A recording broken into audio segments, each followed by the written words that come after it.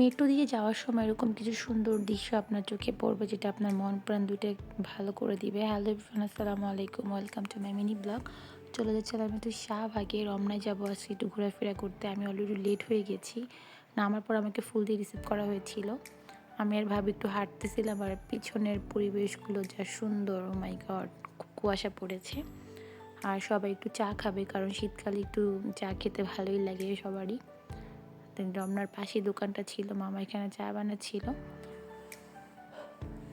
পাশেই দেখলাম কিছু মানে আচার, আমসত্ত্ব, অনেকগুলো দোকান। মানে এতগুলো আচার আসলে আমি নাম মনে রাখতেও পারবো না। আর যারা টক লাভার তারা তো আচার খেতে খুব ভালোবাসো। অবশ্যই কমেন্ট করে জানিয়ে যাবা কারা কারা আচার খাও। ঢোকার পর একটু আশেপাশের পরিবেশে দেখলাম ব্রিজে অনেক মানুষ ছিল, আর মজার বিষয় ছিল সবাই অনেকে বোট চালাচ্ছিল। আমরা চেয়েছিলাম, বাট আমরা কেউ সাঁতার পারি না, তাই উঠিনি। এখানে ফটো সেশন চলতেছিল। আমরা গিয়ে ভাইয়াকে একটু ডিস্টার্ব করতেছিলাম, ভাইয়াকে বিরক্ত করতেছিলাম, ছবি তুলতে দিব না। ভাইয়া এখানে হাসতেছিল আমাদের কথাবার্তা শুনে। এটা ছিল আবদুল্লাহ, সবাই মাশাল্লাহ বলবা। আকাশটা খুবই সুন্দর ছিল, সুন্দর একটা স্নিগ্ধ ঠান্ডা একটা বাতাস। তো শীতকাল তো ভালোই লাগে এরকম পরিবেশ, মানে গাছপালা দেখতে। মহিন ভাই যেহেতু একা, তাই সান একটু মহিন ভাইকে সঙ্গ দিচ্ছিল গার্লফ্রেন্ডের মতো করে, বেচারা সিঙ্গেল। আর বের হওয়ার আগ মুহূর্তে একটু ভিডিও করলাম, কুয়াশা পড়ে গেছে, জাস্ট অসাধারণ, মাশাআল্লাহ। আল্লাহ তৈরি সব কিছুই সুন্দর।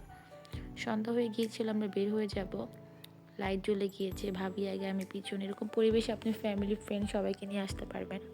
বের হওয়ার পর দেখি প্রচুর মানুষ, ধাক্কাধাক্কি অনেক রাশ ছিল। দেন এখান থেকে যাবো একটু মিলি ভাবিদের বাসায়। এটা আমার মিলি ভাবির বাসায় ফার্স্ট টাইম যাওয়া। ফুলটা আমার হাতেই ছিল।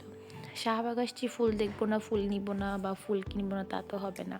ফুলের প্রতি একটা অন্যরকম ভালোবাসা, ইমোশন, ভালো লাগা সব কিছু কাজ করে আমার। ফুল দেখলে আমি আসলে পাগল হয়ে যাই, নিজেকে ঠিক করে রাখতে পারি না। ফুল দেখলেই আমার মাথা নষ্ট হয়ে যায়। ফুল আমার খুব পছন্দ। অনেক ধরনের গোলাপ দেখেছিলাম, এই ব্লু কালার গোলাপটা সব থেকে সুন্দর ছিল, ইন্টারেস্টিং ছিল। পাশে দেখলাম অনেকগুলো চুড়ির দোকান। তো কাচের চুড়িগুলো দেখতে ভালোই ছিল, একটু প্রাইস বেশি বলতেছিল ওরা। যাই হোক, এখান থেকে চলে গিয়েছিলাম আমরা টিএসিতে। তো ভুট্টা অর্ডার করা হয়েছিল। তো ভুট্টা এভাবে শীতের সময় ভুট্টা পুড়ে এই বিভিন্ন টক, ওরা বিভিন্ন একটা সিক্রেট মশলা দেয়, খেতে কিন্তু ভালোই লাগে, খারাপ লাগে না। আমি যেহেতু ভুট্টা তোটা খাই না, বাট ভালো, খারাপ বলবো না।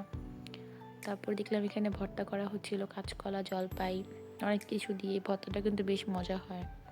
তারপর রিক্সা উঠেছিলাম আমি আর ভাবি এক রিক্সায়, ভাগ্যের অন্য রিক্সায় ছিল। যাচ্ছিলাম নবাবগঞ্জ মিলি ভাবির বাসায়। বাসায় ঢোকার পরই দেখি এখানের সন্ধ্যার নাস্তার প্রিপারেশন চলতেছিল। এটা ছিল শান্তবাই ওয়াইফ, উনি এখানে মুড়ি ভর্তা করতেছিল। মিলি ভাবি এত এত নাস্তার আয়োজন করেছে। উনি কিন্তু অসুস্থ, সবাই দোয়া করবেন। তারপরেও এই এত শরীর খারাপ নিয়ে এত কিছু করেছে।